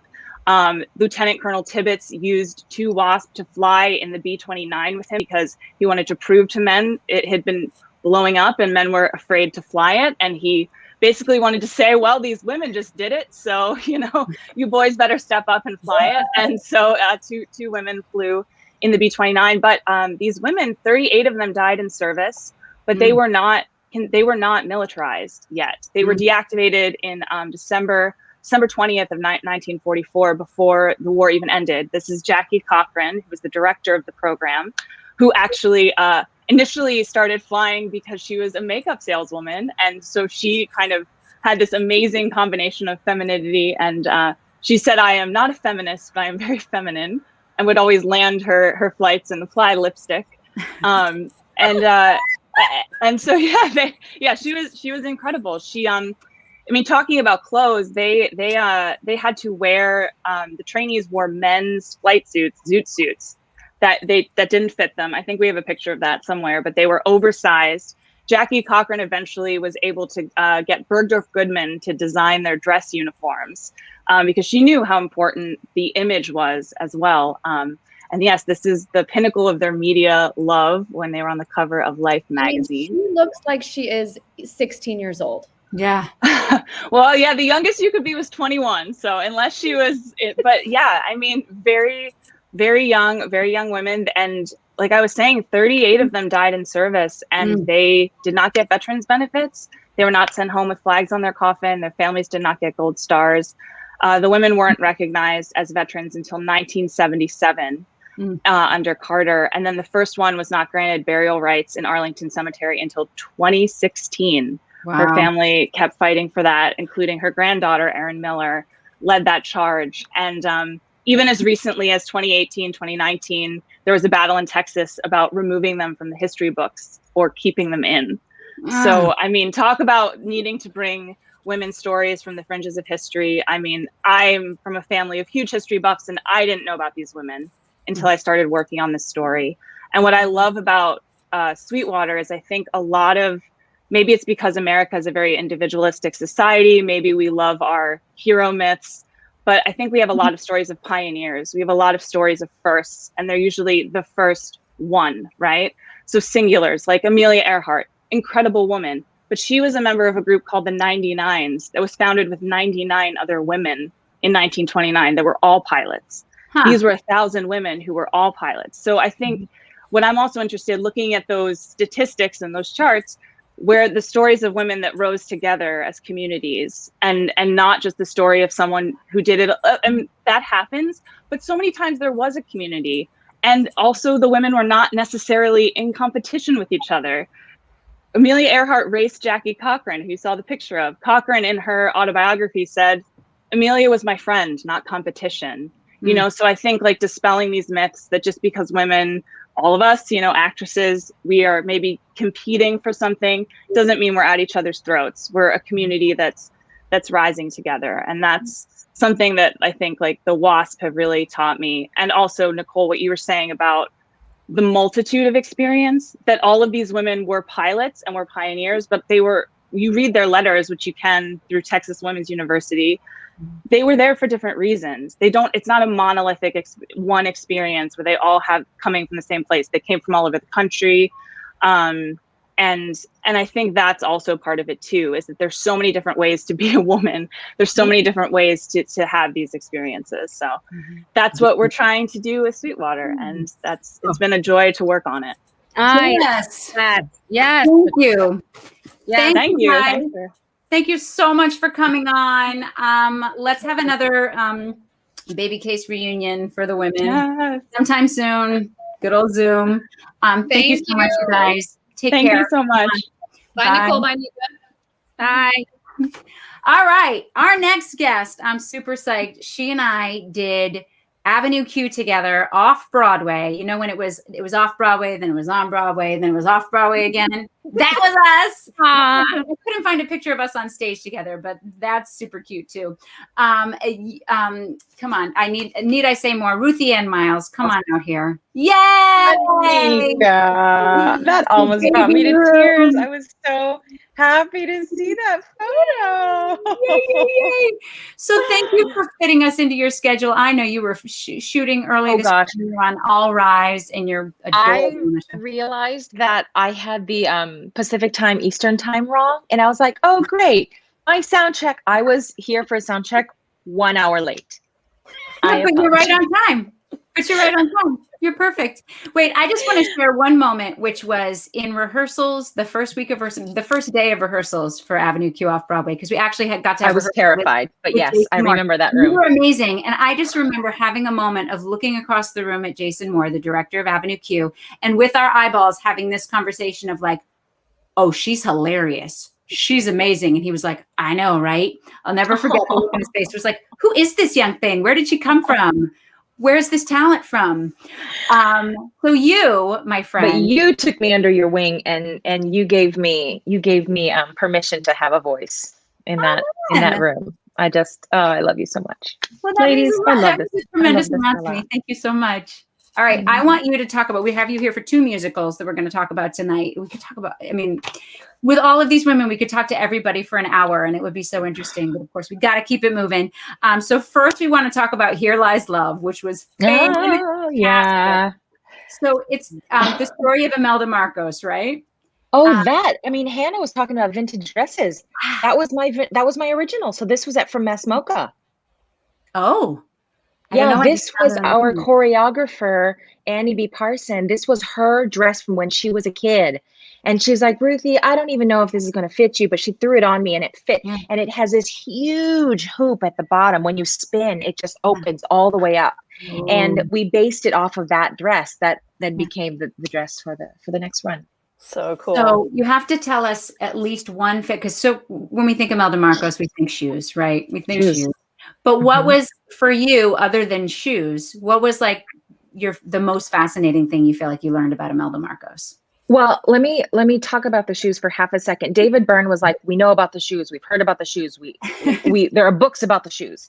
So the only shoe changes that I had were to take her from age to age. So I was flat when I was a teenager, middle school age. And then I went into small heels, kitten heels when she was in like the dating phase. And then when she met her Ferdinand, got married, she was in her 3.5 stiletto. So and then at the end of the show, I went into like Betsy Johnson when I was in my my Hervé Leger at the very end.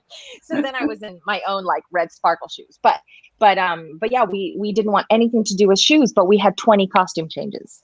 And they were all hidden under each other. So everything was magnets, Velcroed, ripped off from like hidden behind, we call them the car wash curtains. So hands would come out like in the car wash, and I would have to like dance in place, and then I feel the hands and like ready. And then on cue, the hands rip the clothes away, and then like 4 layers come off of me. Shout out to dressers, right? Let me, the unseen hands. Literally unseen hands that save the day. My dresser, I tried to put her in my contract for every single thing afterwards, because she would like feed me hamburgers while I was pumping, like trying to put her in the film. She's like, take a bite. It was a good time. Oh. Well, there's something. I'm going to pop in here because I think Imelda Marcos is such an example. I mean, the shoes are iconic, except to me, I'm more interested in how she used clothes and her image as kind of an armor. And, you know, and we have so many powerful women in history who use clothes to communicate. And she certainly did that. And I mean, what, beside the shoes, what an iconic style icon from the 80s. And so, you know, I'm curious how you use that to inform your character development and how you became her. Well, Clint Ramos is, I mean, we all know Clint, and he's a genius at scenic design as well as costume design. He brought thousands of pounds of fabric from the Philippines over, and it was just like swatch testing, like, you know, what works with which song. There's right during the war, during Order 1081, when everyone was in martial law, that he actually put her in leather, and he made her look like a military sergeant, like she was like a general in the military.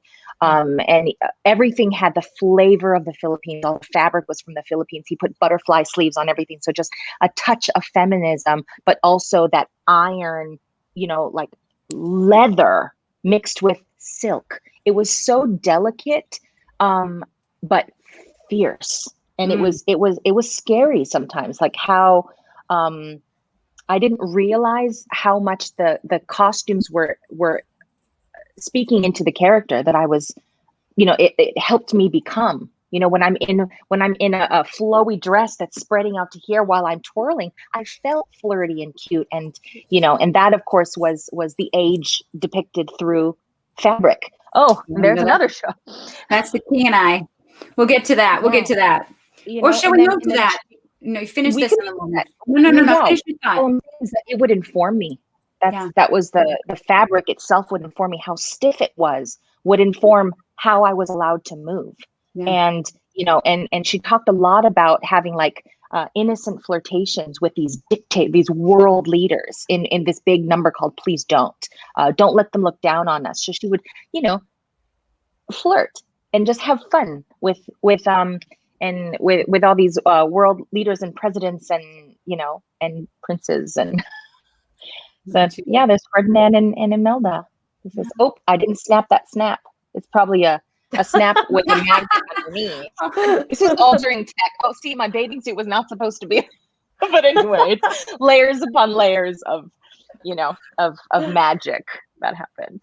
Oh, amazing. The iconic butterfly sleeves are there. And her ladies in blue, those are the Patricia was talking about, you know, the army of women, you know, who are not competing, who, you know, Imelda had that. She had her ladies in blue, and they were the people who tended to her needs, and literally ladies in blue, her entourage. Yeah. But that then takes us to King and I also talking about women who were in a community who were not in competition with each other.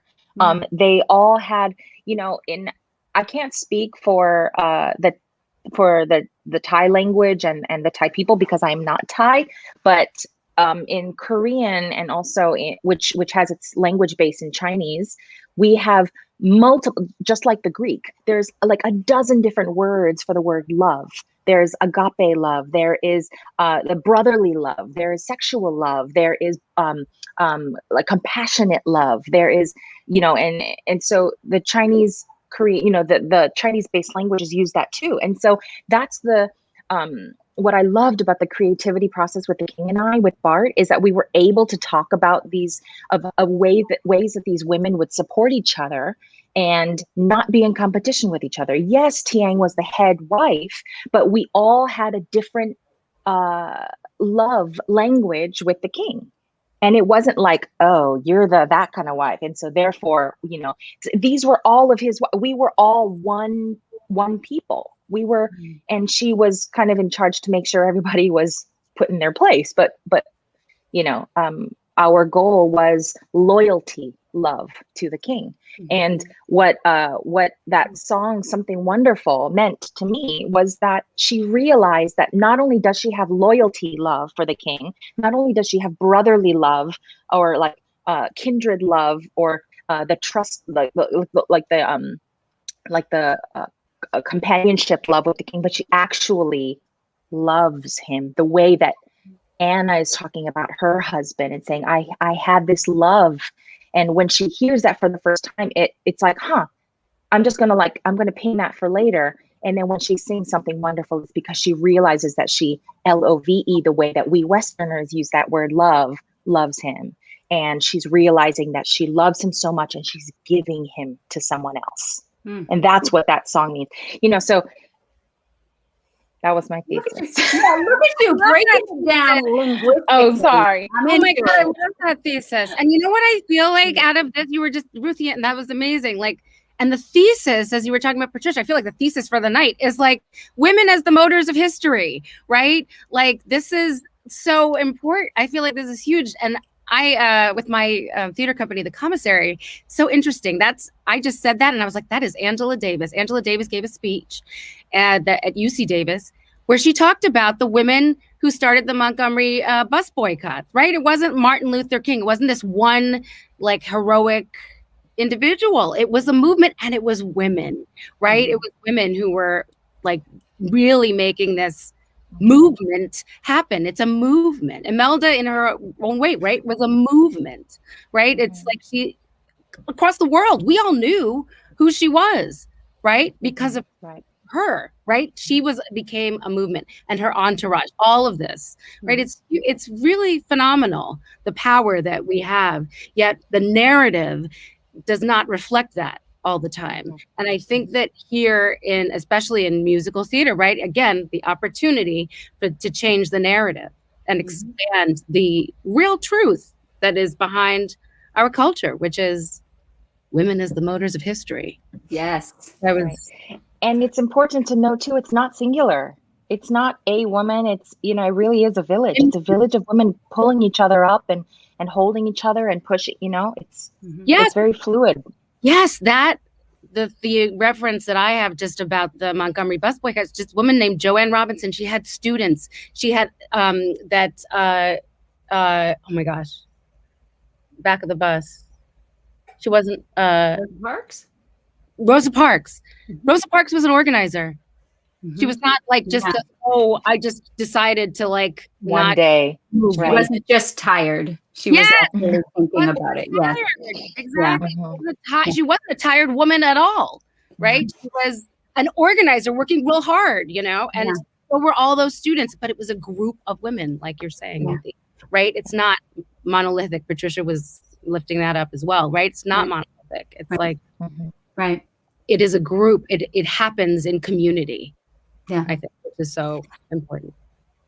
Andrea, I would love for you to speak to the costumes in The King and I. I'm particularly obsessed with hoop skirts, which when I was little, I wanted so badly to wear a hoop skirt. Those are so fun.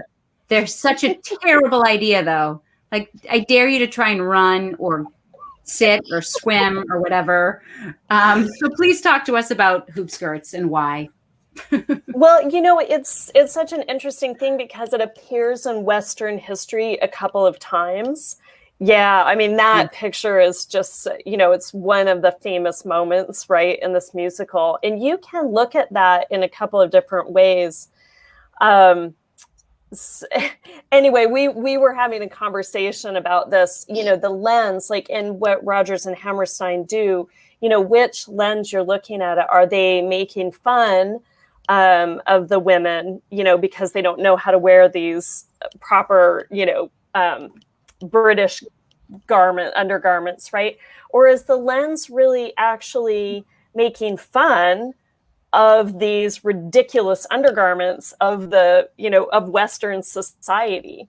And so you can look at it either way. And I like to think that Rodgers and Hammerstein really were shining a light on how ridiculous it was that the British Empire went around the world into tropical countries, right? Into places where these kinds of undergarments, corsets, also wool uniforms that men were wearing. And the British took these to places that they were completely inappropriate for and imposed them on those societies. And so that's how I kind of look at that moment, because whether it's a hooped undergarment being worn in the Elizabethan period or reappearing later in the Victorian period, it's such a garment of, it's a literal cage, and it's a fantasy garment, right? Like every little girl kind of wants to wear one. Well, I shouldn't say every little girl, and lots of little boys too, but it's a fantasy garment, right? But think about the reality of actually wearing that day in and day out, and how literally that would cage you and keep your movements constrained and limit what you could do with your life. And so anyway, that's how I like to look at that scene from Rodgers and Hammerstein. That's so interesting. It's colonialism through clothes. Like I never would have thought of that way before. Thank you, Andrea.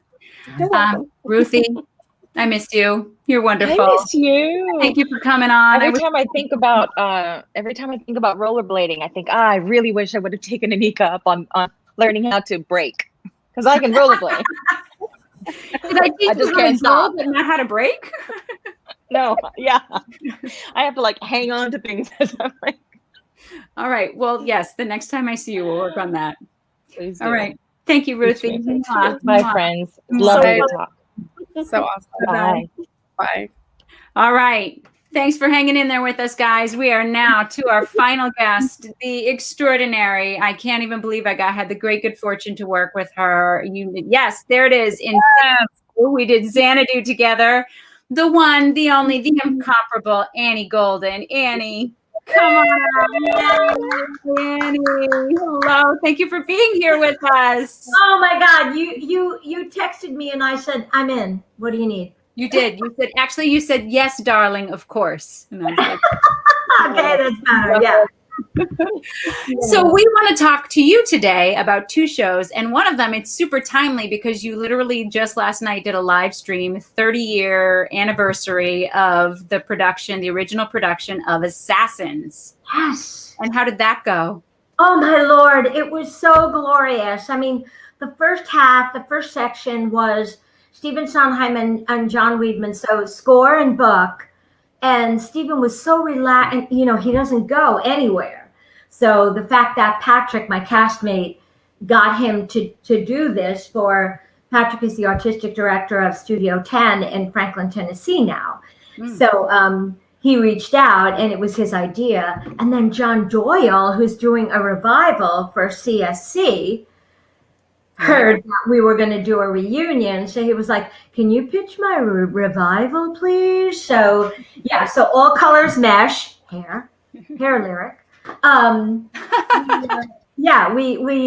We got together and but the first section was, like you paced yourself tonight. The first section was just composer and writer, and then Paul Gemignani, conductor, Michael Starabin, arranger, Jerry Zaks, director. Then it was so wonderful to see how apprehensive they were about something new. And we were just happy to be chosen, and it was a gig, but I actually got to say in front of Stephen Sondheim, listen, if you were ever going to write a part for a soprano, she'd better be called Squeaky if you're going to cast me.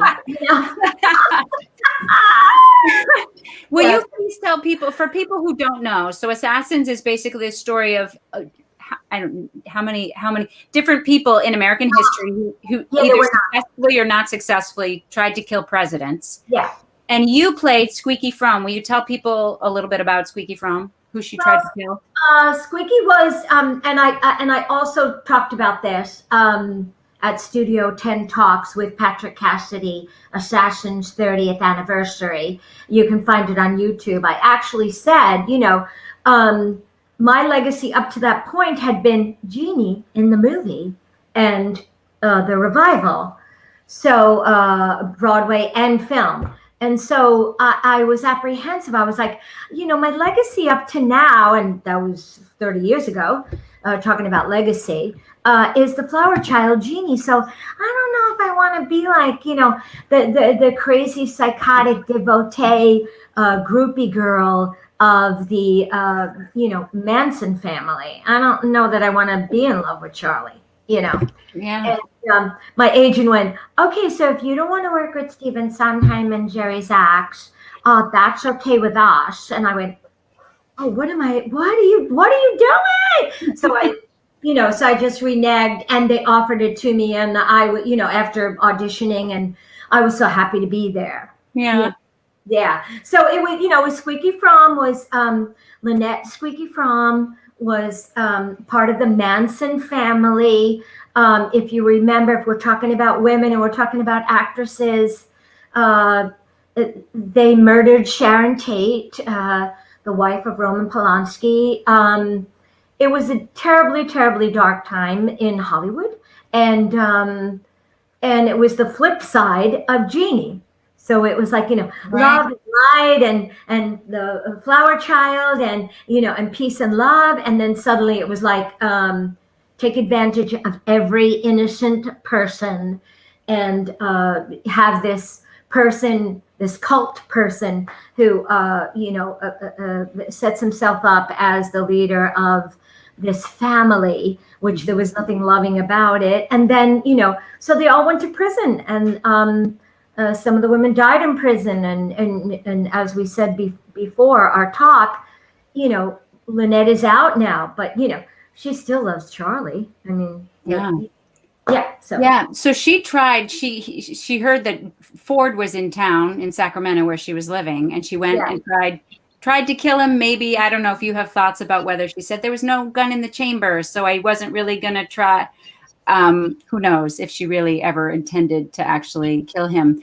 Well, but those people are so smoke and mirror. It's like, love and peace, and but you got money, and you're the rich, and we're the deprived, and and begging, and it was always smoke and mirrors. It was never a straight thing. That's how psychotic it was. I ended up watching some YouTube of her because she's done interviews since, and she is a piece of work. She is a cuckoo crazy piece of work. So freckle-faced, wholesome. Yeah.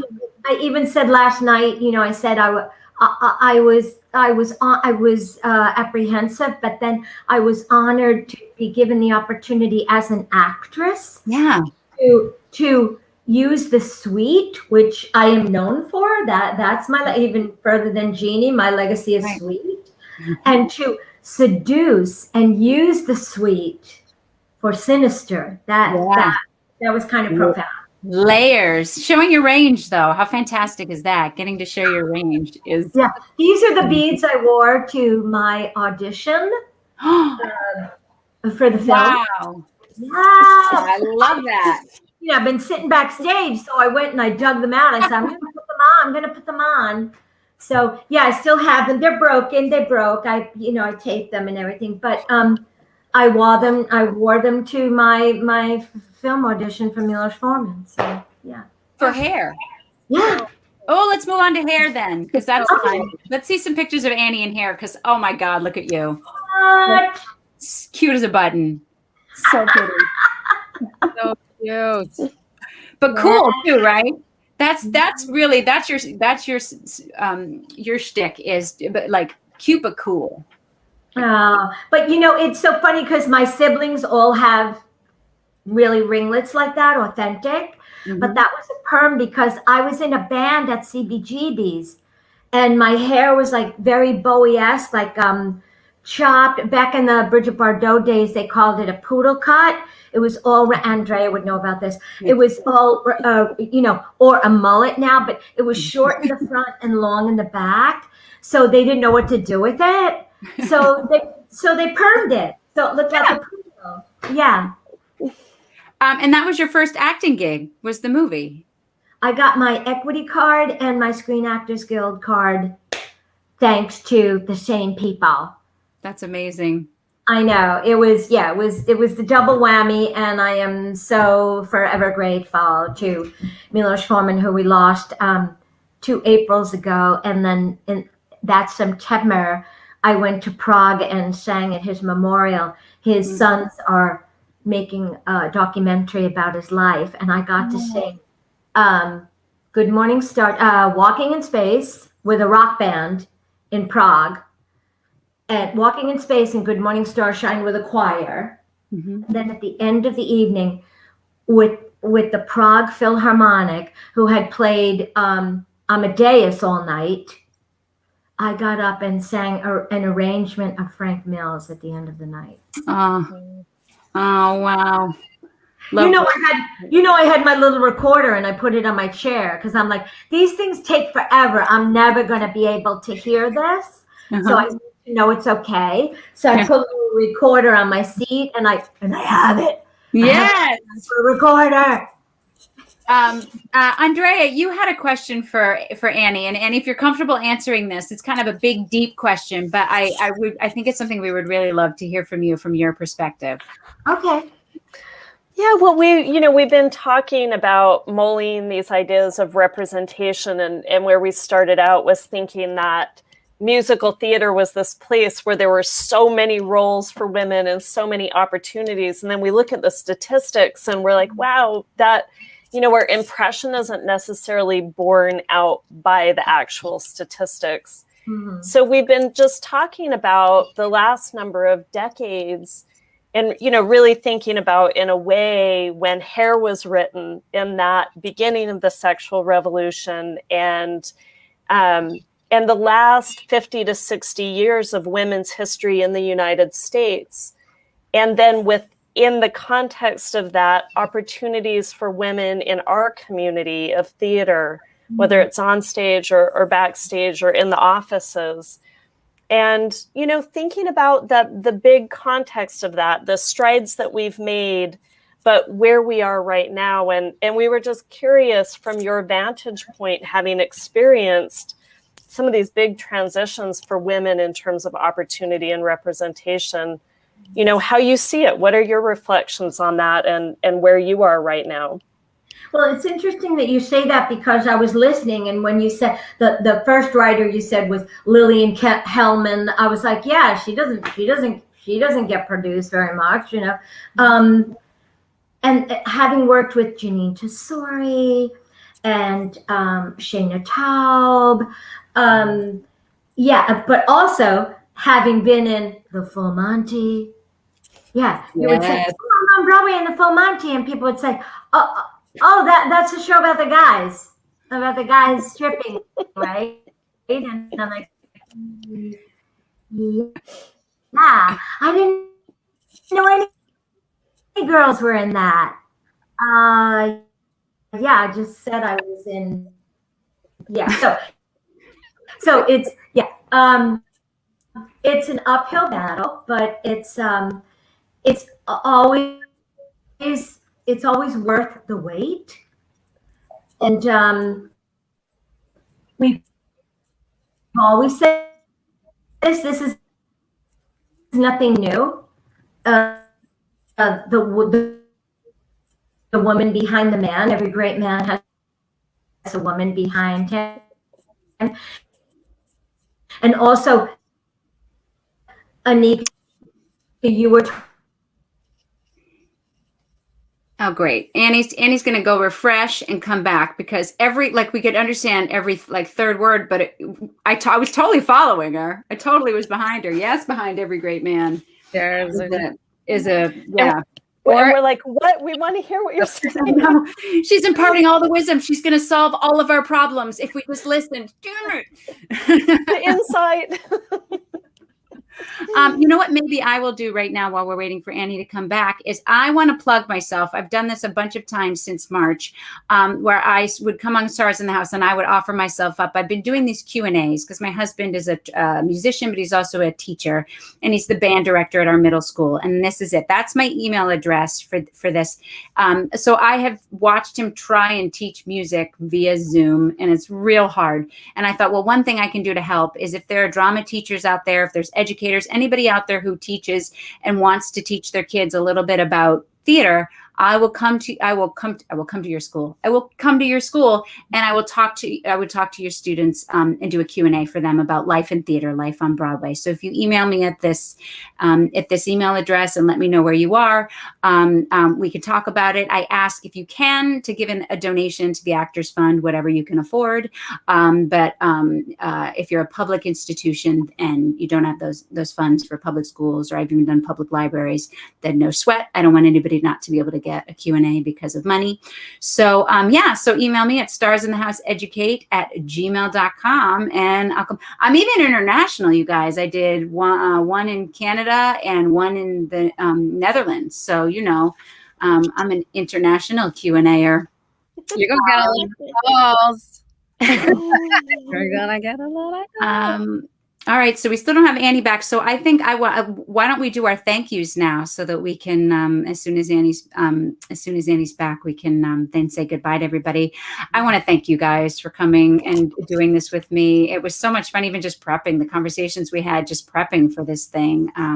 It got deep, and so thank you guys. Thank you, David Katz, for running the show behind the scenes like fearlessly. Hi, Annie, she's back. Thank you, Annie, for coming on. I was name dropping like crazy. I was running my mouth. You were imparting such wisdom, and we knew it, and we just couldn't hear you. Do you mind backing up and just answering that question again? Totally. I said it's well worth the wait. The woman behind every great man.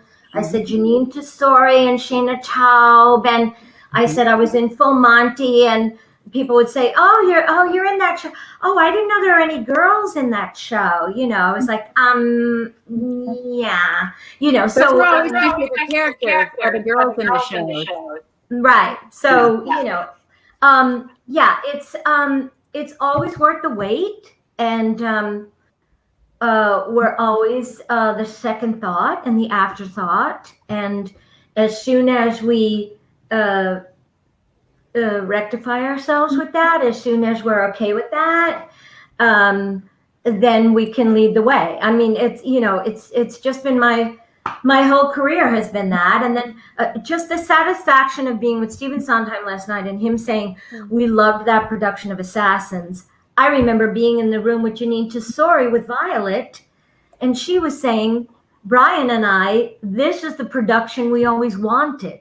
So that's worth the wait. To hear from the creatives that, we didn't get it the first time, or we weren't allowed to have it the first time around, but we have it now. So, and then you go, woohoo, thank you. And and I'm in it and I helped, so, yeah, that's so great. Yes. And that's your legacy. Oh, look, that's Nicole in here. Thank you for showing me. That's fun.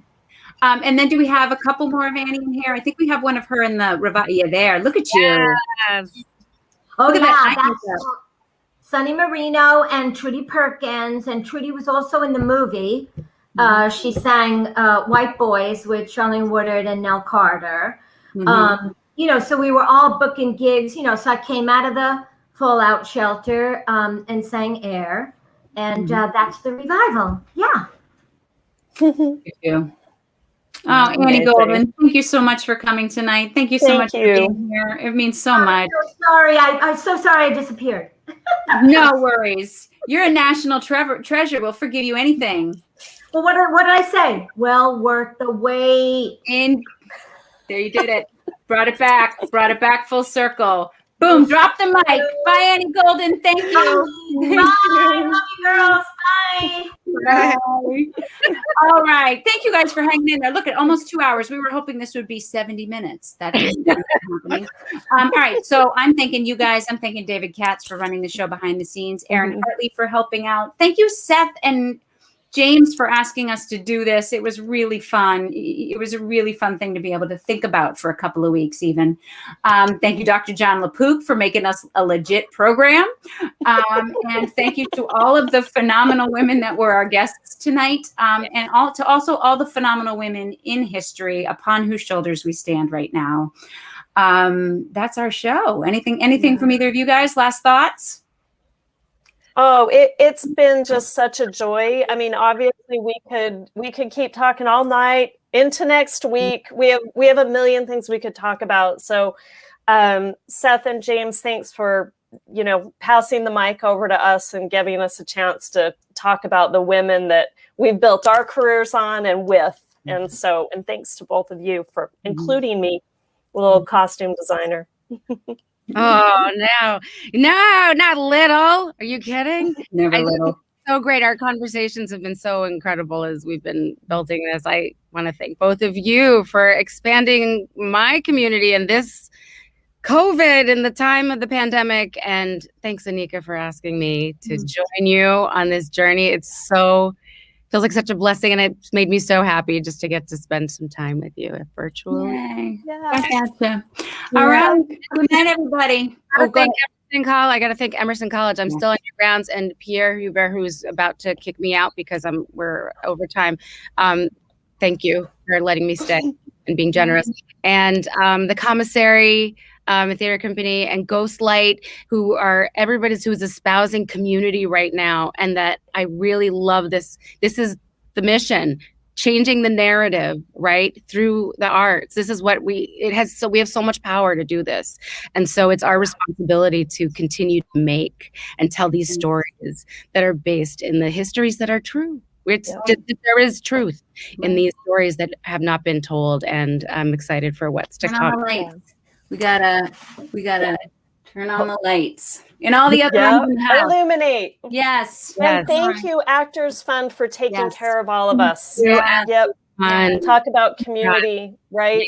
Doesn't have anything to do with gender. You can be she, he, they. The Actors Fund takes care of you. Amen to that. Thank you, Actors Fund. Yes. Thank you, stars in the house. Thank you, stars in the house. Good night. Good night. Bye.